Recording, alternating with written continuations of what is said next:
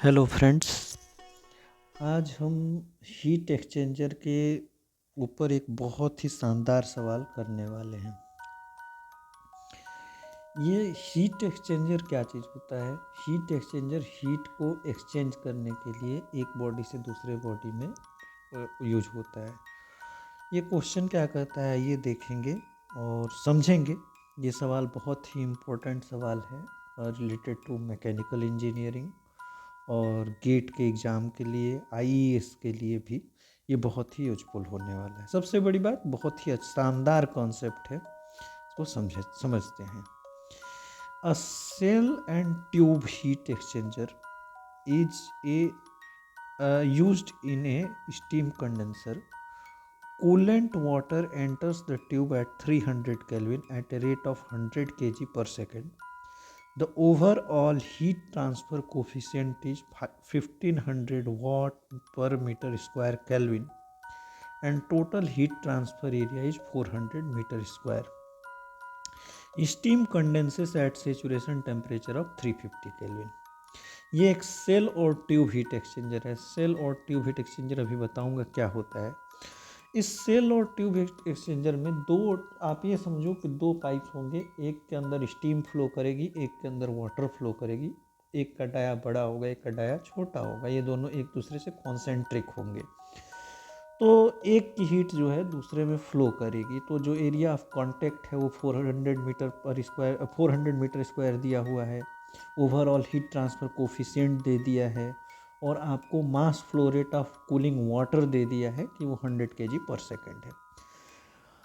अब इस saturation temperature 350 kelvin पे जो स्टीम है वो कंडेंस करता है। Specific heat of coolant water is 4000 joule पर केजी केल्विन, ये आपको दिया हुआ है। तो ये आपसे पूछता है कि जब ये कूलिंग प्रोसेस होने के बाद, मतलब पूरा का पूरा जो स्टीम एंटर कर रहा है वाटर में अगर कन्वर्ट होगा, तो उस समय जो लिविंग वाटर होगा उसका टेम्परेचर क्या होगा। तो आप हीट एक्सचेंजर का यूज़ वो सरफेस एरिया प्रोवाइड करने के लिए करते हो जहाँ पे हीट एक्सचेंज हो सके। जैसे सेल ट्यूब देखो क्या होता है। जैसे एक ट्यूब है, उसके बाहर एक सेल है। यहाँ देखो मैंने लिखा हुआ है स्टीम, और यहाँ कूलेंट वाटर। कूलेंट वाटर जो है छोटे वाले ट्यूब में ट्रेवल कर रही है, स्टीम ऊपर वाले ट्यूब में ट्रेवल कर रही है। तो होगा क्या, इन दोनों के बीच में हीट का एक्सचेंज होगा। हीट का एक्सचेंज होगा, और हीट का एक्सचेंज अगर होगा तो फिर आपको क्या पता चलेगा, यहाँ पे स्टीम धीरे धीरे कूल होगी और जो आप स्टीम कंडेंस होगी और जो वाटर है वो हीट होगा, कूलेंट वाटर हीट होगा।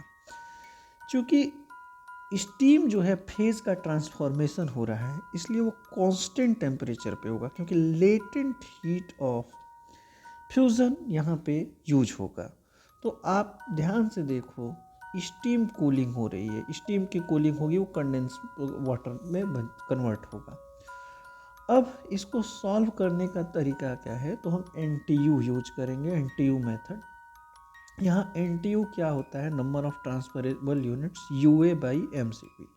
इसको सॉल्व करने पे 1.5 आ जाएगा। Effectiveness of heat exchanger, effectiveness of heat exchanger क्या होती है, जब आप 1 - NTU पैरेलल फ्लो के लिए है, और इफेक्टिवनेस में कितना कूल हो सकता है, कितना कूल हुआ डिवाइडेड बाई कितना कूल हो सकता है, इसको अगर आप यूज करते हैं तो वहाँ से आप टेम्परेचर को कैलकुलेट कर सकते हैं। यहाँ देखो लिविंग टेम्परेचर T2 और हमारे पास एंटरिंग टेम्परेचर T1 है। जब हमने रेशियो लेके इसको सॉल्व किया तो जो टेम्परेचर की वैल्यू आई 338.95 केल्विन के बराबर आएगी एग्जिट टेम्परेचर की, या 339 केल्विन के बराबर।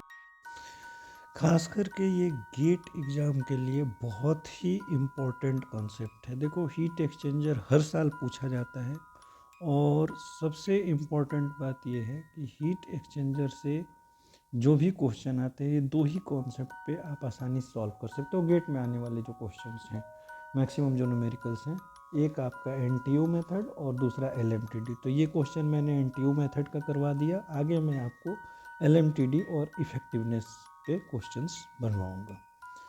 Thank you.